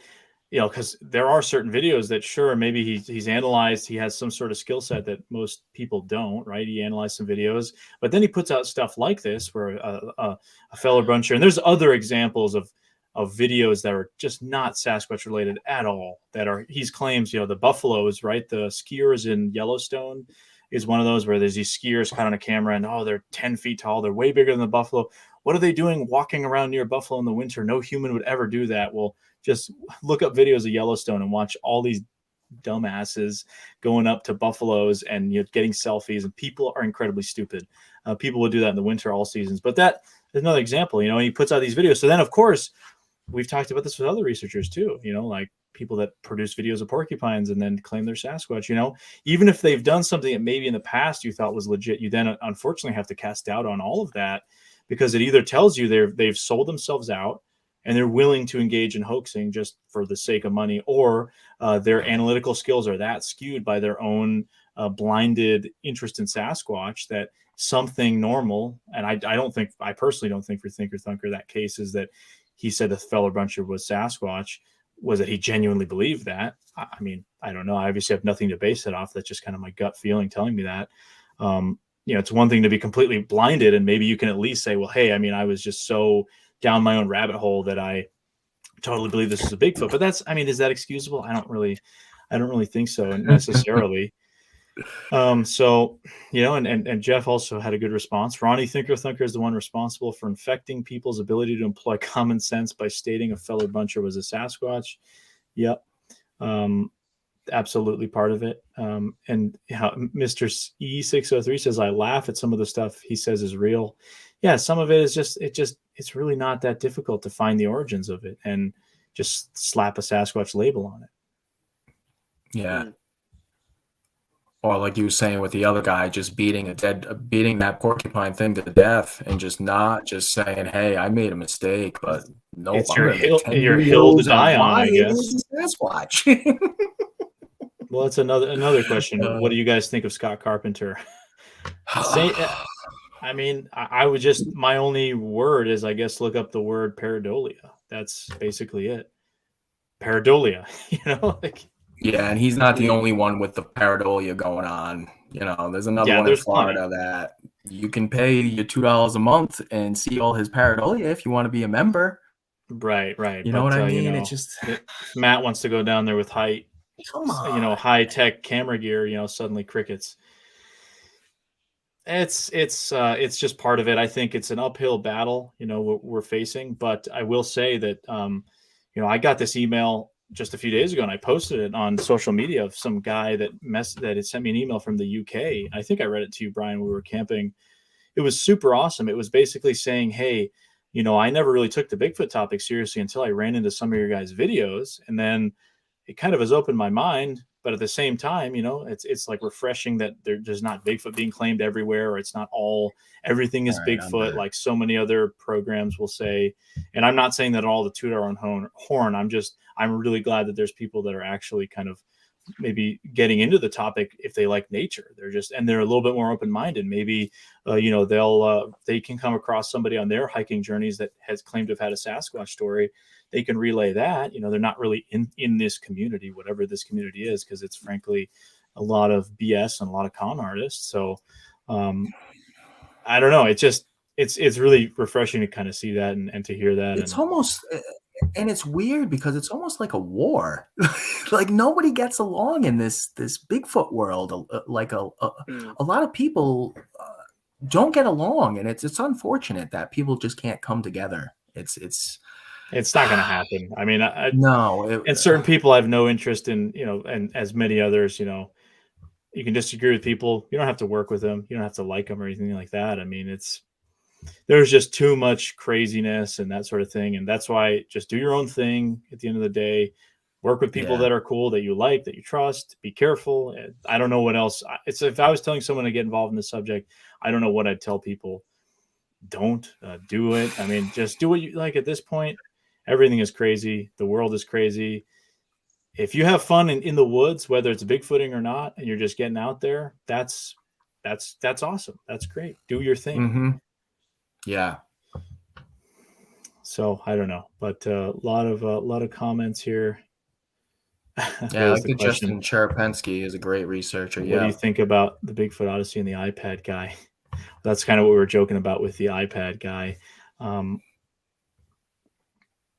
You can look into it. You won't be impressed. I'll probably tell you that. There's a lot because there's just a lot of claims. There's a lot of claims and not a lot to show for it. So, actually, Evan's in here. Sorry, Evan. Hey there, man. I think we're getting both of these guys are just freezing up. Yeah, I know. I think it's just me and Eli at this point. Don't know what's going on. No, I'm trying to. Jeff says, when we see evidence video, we want to be optimistic, but caution is necessary. Analysis, the roof of the buncher was obvious. Exactly. Yeah. It's just, being a dead horse, I suppose. But that's what Kevin Hamilton says. Justin Chernopesky is a great researcher, and he's super skeptical of most evidence that people find. Yeah, I like Justin a lot. I mean, he's my evil Canadian twin, as we've said, and people have confused us a lot, which is really funny. Two Slavic guys that go out in the woods and look for Bigfoot, I guess. So it's like, no, but I like Justin. I mean, I think he's got a level head, and I've talked to him. I talked to him a lot. I think he does a good job, and we're hoping to collaborate. And I mean, people can look at his stuff, and he really, I think, doesn't make a lot of pretty bold claims in terms of stuff that he's been presented, at least, and he's in some pretty cool areas up there. So yes, as Pat says, you can't bring 1,000 tribes together. Yeah, you're gonna die. You're gonna die trying. He's basically, right. He's right. It's sometimes it's just not even worth it. It's really not. No, it's like if you just do find your own thing. your safe group and you just stay away from the negativity. Yeah. Colorado BF both cracks up and annoys me at the same time. He's definitely on the delusional side with some of the things he says. Yeah, there's plenty of delusion out there. And that's, I think, part of it is, whether it's porcupines or iPad photos of clear evidence that you have once to pay again, for. it's these guys putting stuff out for hits. This guy's putting stuff out every day. But I think there are certain people that I think, like those examples I just mentioned, where they just are so convinced of what they're doing that everything becomes Sasquatch or everything becomes Bigfoot, and they just are completely they lose sight of it. I mean, and even if they admit to being wrong about that, I mean, that's unfortunately that's going to stick, and that you have to cast doubt on basically everything at that point. You got to be skeptical. I'm telling people are saying that I'm starting to. The signals are just going real bad. Alex is breaking. Hey, Robbie Knievel laughs at the panel. Yeah, we all know Robbie Knievel is the most, the biggest and most honorable Bigfooter in all of the land. So. Hey, I'm going out looking for Bigfoot. What's a Bigfoot? It is Eli. Hit us with the quote there, man. You got to do it. Dude, do you know it? You know it? It's fading in and out, but it's like scientists cannot deny. Man, I don't remember what it is. You used to know it's spot on. I used to memorize this quote. That's the most amazing rant. It was in that Robbie documentary. Yeah. Oh man, I'll memorize it again. I have it on tap. It's funny how he knew nothing about Bigfoot. He didn't even know the basics. Well, it was just hilarious. The claims, yeah. Knievel, I know more than most Bigfoot researchers. Oh, Renee DeHinden, was that a girl or a boy? Wait, can you explain what the Patterson Gimlin film is again? Yeah, right. So good. And knowing like Robert Leiterman and those guys, the Bluff Creek guys, just watching their faces as they're like, is this guy for real? It's just hilarious. Like, oh no, what do we get ourselves into? Oh my God. Jeff says, I was going to get Robbie on my show to jump his motorcycle over Bigfoot. Are you guys saying no? Oh no, I'm saying yes. Go for it. That would be incredible. Please. That is amazing. Oh man. So good. Yeah. Evan. Is Evan actually here? I think something's going on. I'm just hearing some noises. Yeah, barely. I'm trying to listen and see what he's listening to. We're having a lot of internet issues tonight, I guess. Hey, Ev. Can you hear me? Can you hear? Yeah, we can hear you. Yeah, I can barely hear you I don't know if you can hear us, though. Barely. Technical difficulties, but maybe. Anyway, I did want to read this comment. Mr. E603 says, you guys should have some sort of contest where the winner can go on an expedition with you guys. I don't know. I mean, I'm not really that interested in that kind of thing. We're just, I mean, Brian and Evan, you guys have seen. We just like to have fun in the woods. I mean, it's if I know you and I trust you, like I'm not. I don't want to. I've had people approach me about doing expeditions and that kind of stuff, and it's just I don't know. It just seems that's not really my thing. I just like doing my own thing. We're just kind of having fun. Quick Witty says Expedition Bigfoot is no different than the iPad and porcupine guy. Yeah, I mean, I can't say I disagree with that comment. I think there's a lot of borrowing of ideas, and borrowing is a term lightly, not used lightly, I suppose. All right, Evan's back. We're gonna try this again. Hey, can you hear me? Yeah, I can hear you. Can you hear me, man? Yeah, I can hear you a lot better. Okay, cool. What's going on, Eli? What's so funny? I got a quick question. Looked at the clip from the Robbie Knievel. He says there is no explanation of the Sasquatch creature from an ignorant race of science and academics. It's because it's before. It's science can never truly explain the truly mysterious, the indefinable God's grace on earth. That's verbatim the rant. I can't recommend that movie enough. It's funny. You'll have a good time laughing. It's amazing. Sure. I don't know where it came from. Oh man. Jeff says, "Take it easy, fellas. Great show. Gotta fly." Absolutely, yeah. Good luck on your show too, man. Peace, bro. My eye says, "Alex, you don't want to be out in the woods with someone you don't know." That's it too. I mean, we've met people we don't know, but I prefer to not be alone when I do that. You know, I bet Ryan in the chat's like, "I'm about to meet these guys out in the woods at night alone. I've never met them before." bunch of Bigfoot weirdos. We're weird, but not that weird. So, I could just imagine what the people were thinking driving by that late and seeing all us guys walking down that dirt road. No, not a single person drove by. No, we're talking the second night when we were the second night. Ryan. Yeah, you weren't there, Ev. Evan. Yeah. What do you think that light was? What's your guess?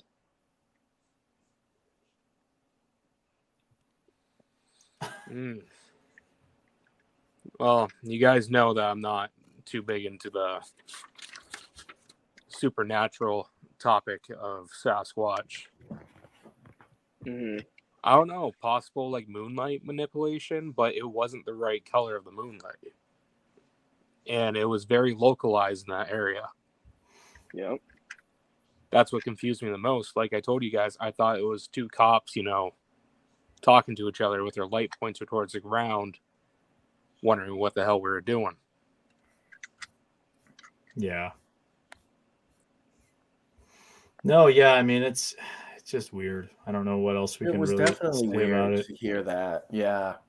Brian says Evan is running a spirit box. That's funny.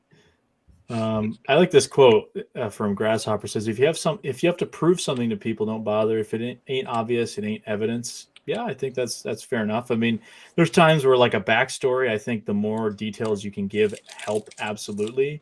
And maybe even, more so in the fact that if you have something that's allegedly evidence, I want to know all the details. I want to know all the backstory. I want to know the details and the data about the area, the weather, that kind of stuff. I think that's something, if you're, coming forward with something like that, I think definitely helps to fill in the picture. Quick witty.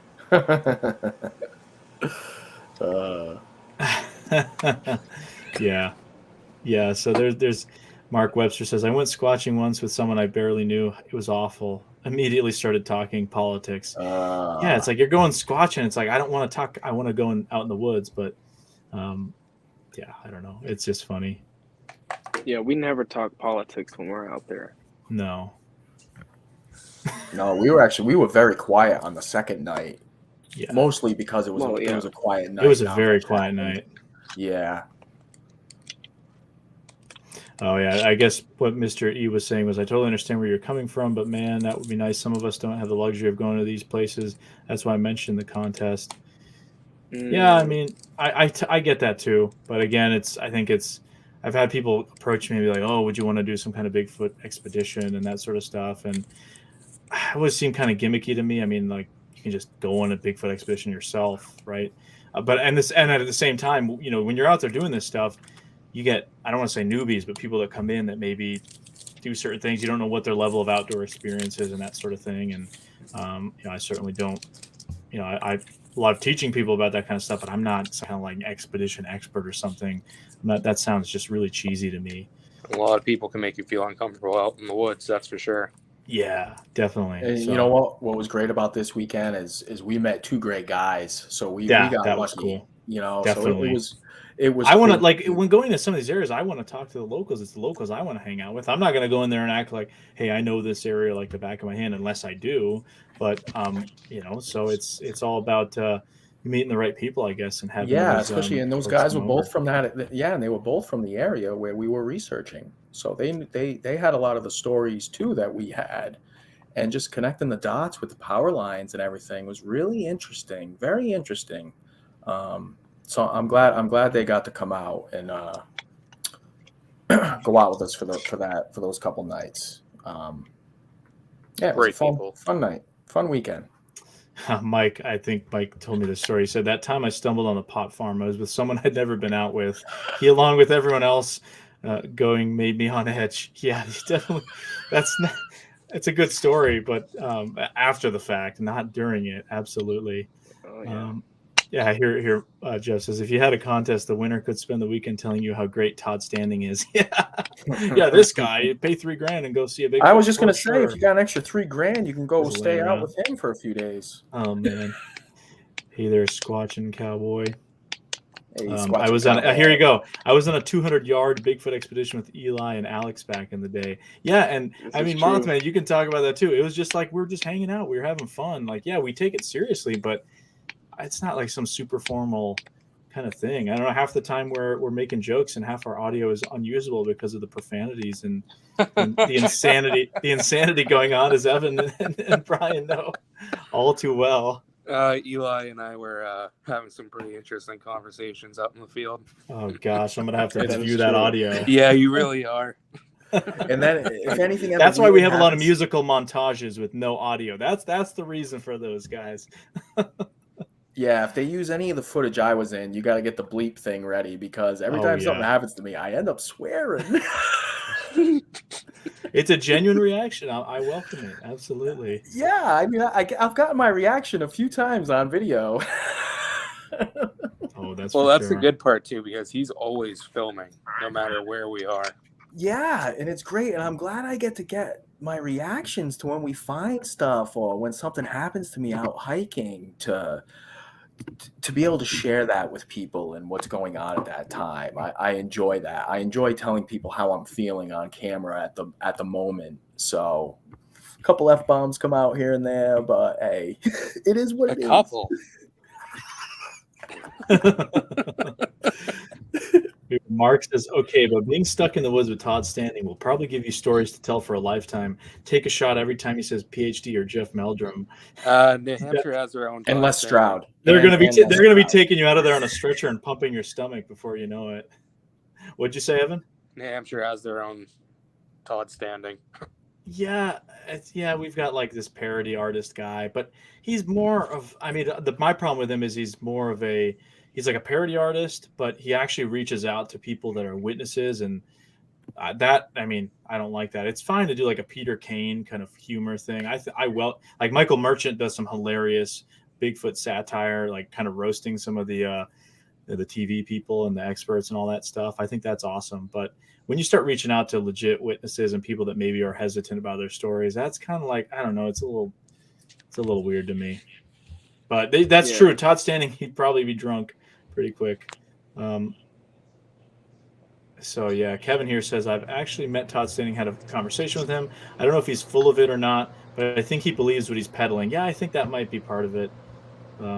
This is not like an analyzed psychology of researchers show, although it is interesting. I'm not qualified to do the analysis, but the BS detector is there. I think once you're in this community, you just get that sort of BS detector, whether you like it or not.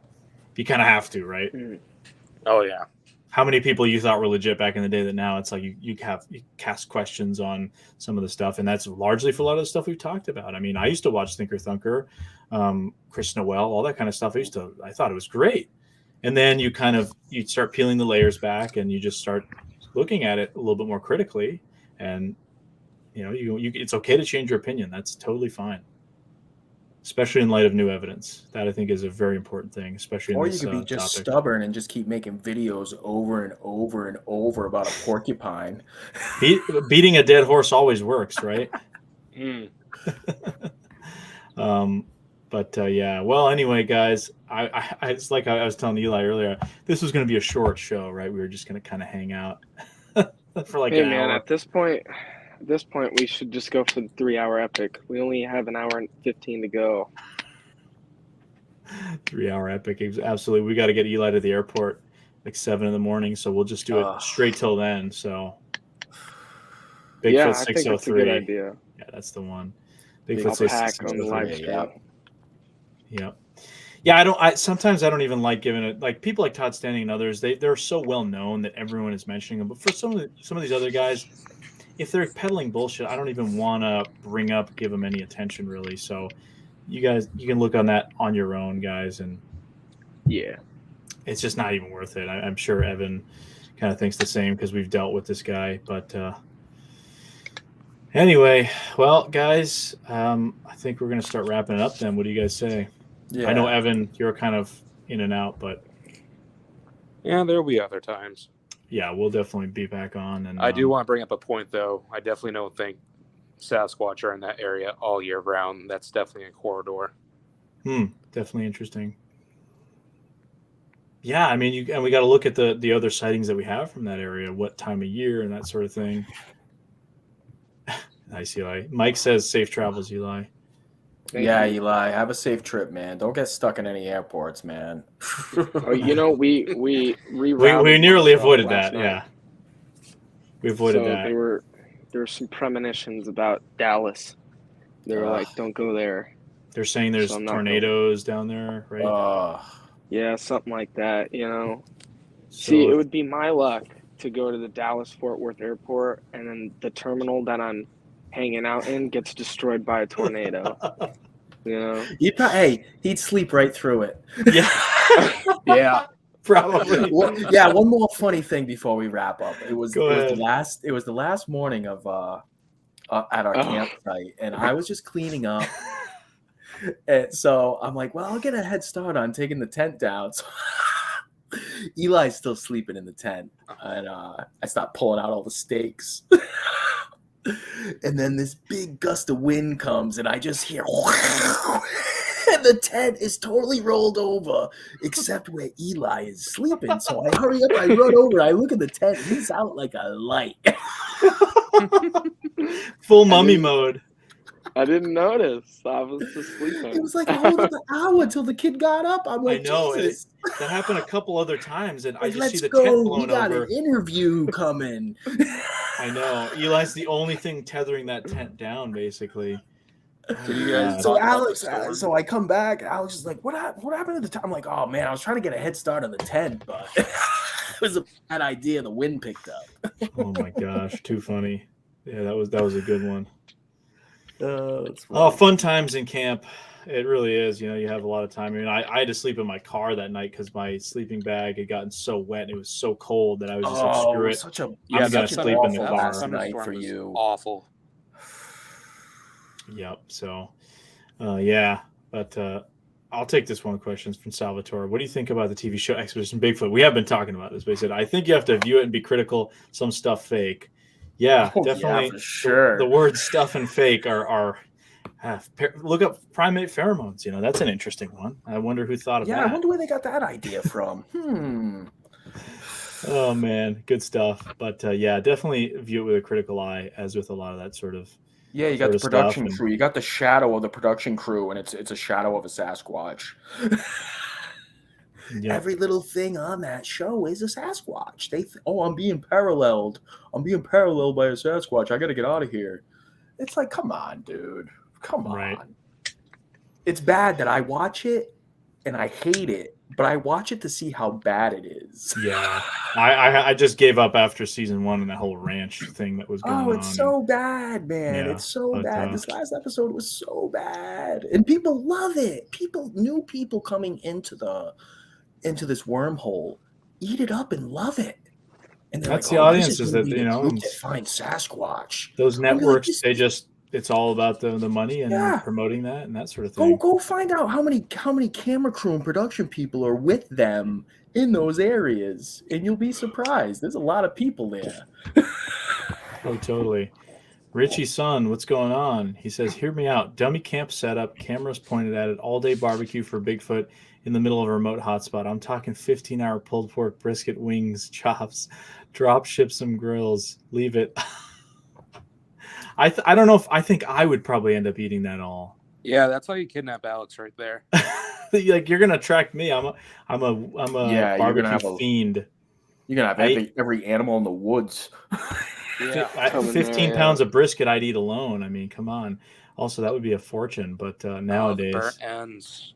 all the burnt ends. Oh, But I do like the idea. No, Richie, that's awesome. I mean, there's been stuff like that that I've heard of suggested in the past, and I mean, love to try some kind of new stuff like that. I mean, if it hasn't been done, which I think Finding Bigfoot did something similar, but you know, there's different ideas floating around. Yeah, Alex has to eat his entire body weight in brisket every day just to maintain his image. So I'll tell you what, though, we ate pretty good that weekend. Yeah, we did. oh, yeah, man. we did. Yeah, Steak. the We had steak, some steak. Yeah, Brian with the steak idea. even had, Chewy had his own piece. Chewy had his was own loving steak, it. man. He was living large, and then we had the steak and cheese, Philly cheesesteak kind of sandwiches the night after that. Yeah, it was a good time. See, this is what it's so much of it is about, is just getting out there, having fun. And that's kind of it. Like, I don't know. If you get some evidence, get something that's awesome, document it properly. But don't hesitate to just get out there and have a good time and goof off and be serious when needed, but have a lot of fun with it. I think that's sort of the message I'm sticking with. For sure. Yep. I think we all can all agree. We all had a lot of fun this weekend. So yeah, for sure. So right on, guys. Well, thanks for joining me again on another episode of Sasquatch Out of the Shadows. To all my guests, commenters, everything. Thank you guys. Awesome. Mothman 46. Alex, you were told the Bigfoot steak lure in Ohio. Absolutely. Good one, Mothman. But yeah, guys, so next week I'll let you know about the guests. I don't know. I'm still kind of talking to a few different people, but we're almost to episode 100. So I'm trying to figure out what I'm going to do for the 100th episode. Maybe do another kind of giveaway thing and collect some money for charity. Let's see what we can do. Haven't done one of those in a while. Yeah, we'll figure it out. But thanks again, everyone, for joining. And thank you, Brian and Evan and Eli as well. Eli and I think are going to go make waffles or something after this because we're pretty hungry. I don't know about you, Eli, Waffles. but I'm down for waffles. Oh, I'm hungry.